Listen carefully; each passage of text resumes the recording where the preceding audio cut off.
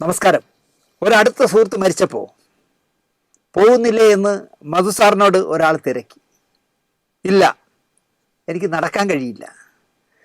ഞാൻ വാക്കർ കുത്തി നടക്കുന്നത് മറ്റുള്ളവർ കാണുന്നത് എനിക്കിഷ്ടമല്ല. പിന്നെ എന്താണെന്ന് വെച്ചാൽ ഞാൻ ചെന്നില്ല എന്ന് അവനറിയില്ലല്ലോ. അവൻ പോയില്ലേ എന്നാണ് മധുസാർ മറുപടി പറഞ്ഞത്. എത്ര അർത്ഥവത്തായ മറുപടിയായിരുന്നു അത്. കാപട്യമില്ലാത്ത ഒരാളിന് മാത്രമേ ഇങ്ങനെ പറയാനാവൂ. ശ്രീനിവാസൻ മരിച്ചു പോയതുകൊണ്ട് ശ്രീനിവാസൻ ഇനി ഒന്നും അഭിനയിക്കാനോ ഒന്നിനും വിളിക്കൂലല്ലോ. ഇനി അദ്ദേഹം പോയില്ലേ.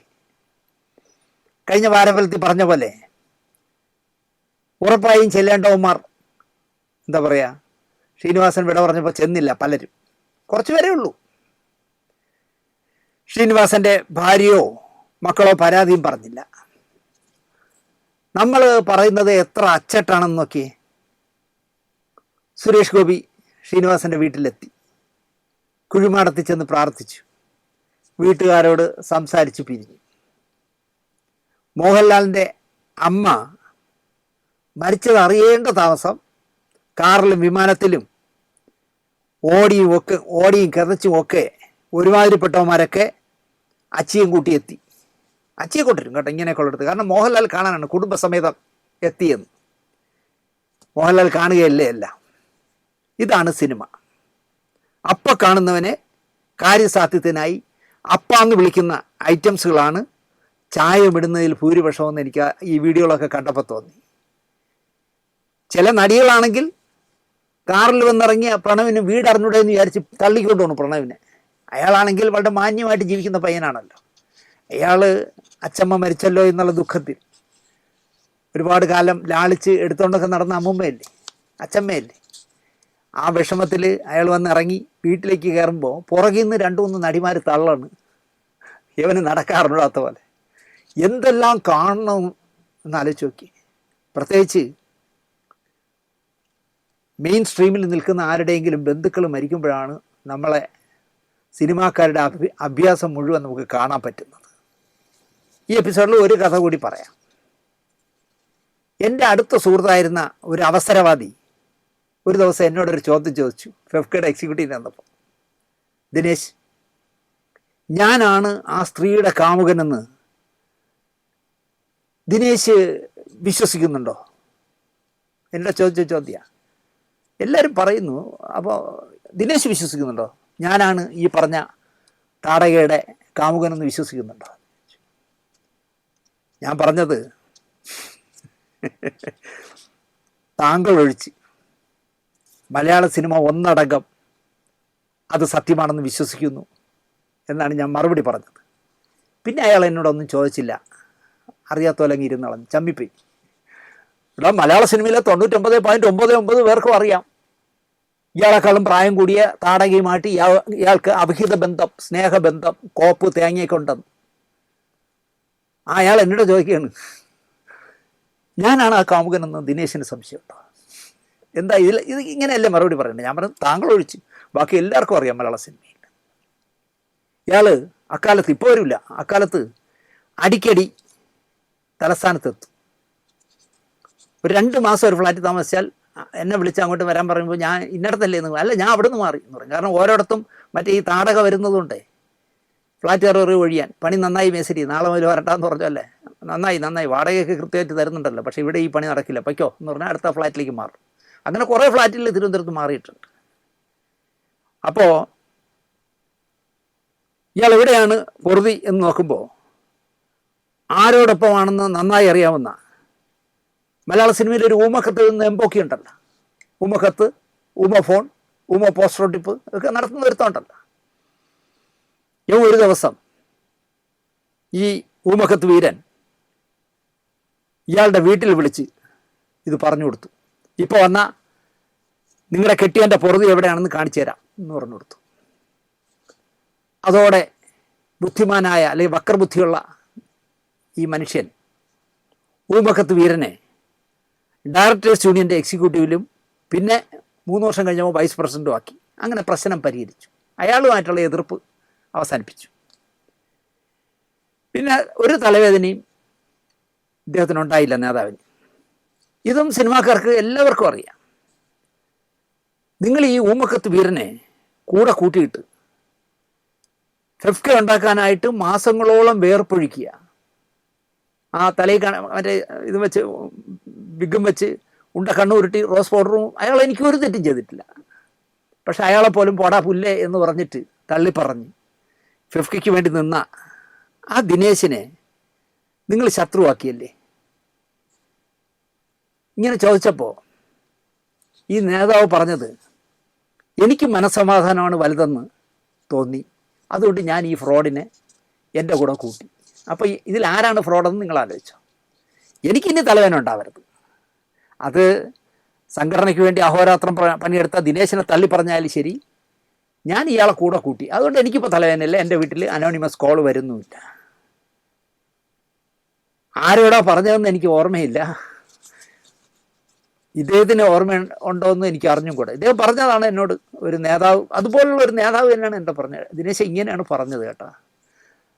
വിശ്വസ്തനായ, സംഘടനയ്ക്ക് വേണ്ടി മുഖം നോക്കാതെ കർക്കശമായ നടപടികൾ എടുക്കുന്ന, നേരത്തെ പറഞ്ഞ ഗുരുനാഥൻ്റെ കഥമോഷണത്തിലടക്കം ഗുരുനാഥൻ്റെ കൂടെ നിൽക്കാതെ ശരിയുടെ പക്ഷത്ത് നിന്ന് ദിനേശിനെ നിങ്ങൾ ഒഴിവാക്കുകയും അല്ലെങ്കിൽ ദിനേശിനെ നിങ്ങൾ പാര വയ്ക്കുകയും ഈ ഫ്രോഡിനെ എടുക്കുകയും ചെയ്തെന്ന് എന്തിനെന്ന് ചോദിച്ചപ്പോഴാണ് പുള്ളി പറഞ്ഞത്, എനിക്ക് മനസ്സമാധാനം വേണം.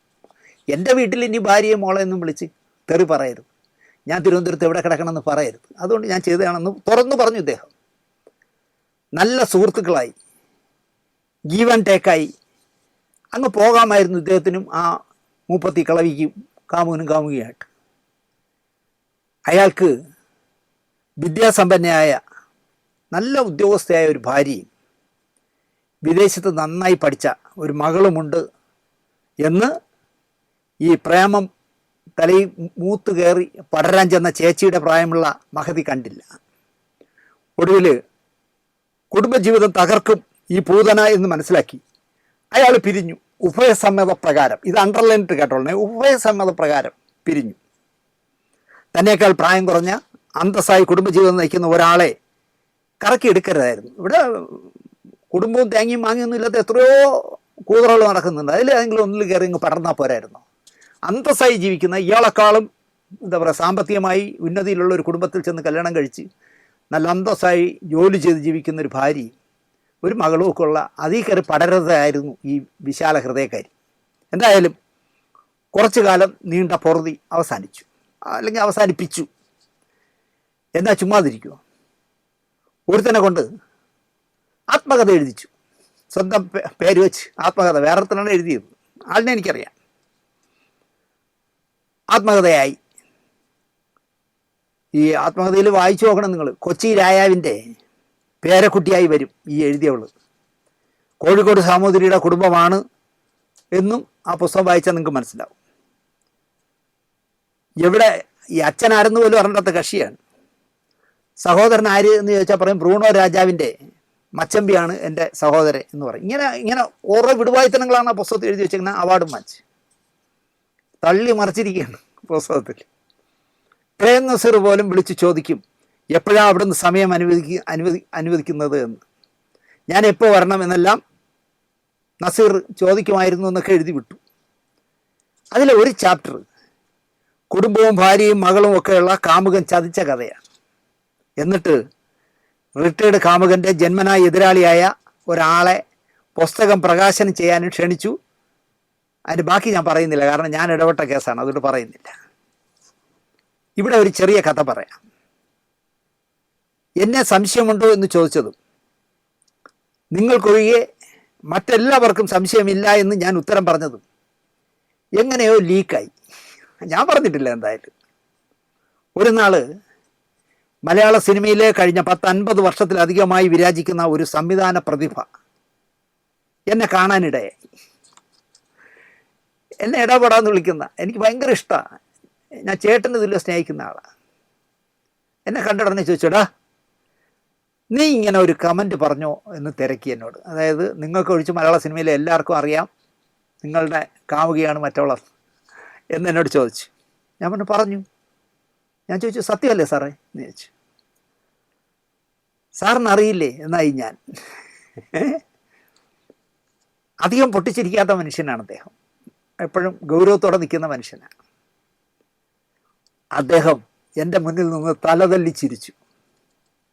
നിന്നെ സമ്മതിച്ചിരിക്കുന്നു, മുഖത്ത് നോക്കി നീ അത് പറഞ്ഞല്ലോ എന്നാണ് അദ്ദേഹം എന്നോട് മറുപടി പറഞ്ഞത്.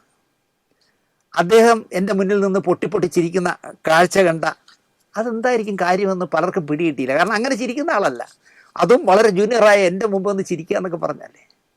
പറയാൻ വന്നത് ഭാര്യയുള്ളവനും ഭർത്താവില്ലാത്തവളുമായി, ഭർത്താവില്ലാത്തവളെന്ന് പറയാൻ പറ്റില്ല, കാരണം ഇവർ ഒന്നിക്കുമ്പം പടരുമ്പോഴേ ഇവൾക്ക് ഈ അലവലാതിക്ക് ഭർത്താവ് ഉണ്ടായിരുന്നു, ഹതഭാഗ്യനായ ഒരാളുണ്ടായിരുന്നു. നല്ല തന്തയ്ക്ക് പറന്ന ഭർത്താവായിരുന്നു അദ്ദേഹം. അപ്പോൾ അദ്ദേഹം ജീവിച്ചിരിപ്പുണ്ട്. അത് പോട്ടെ, ഇവർ രണ്ടും കൂടെ ഒന്നിച്ച് പൊറുതി നടത്തി പിരിഞ്ഞു. ഉഭയസമ്മത പ്രകാരമാണല്ലോ പൊറുതി.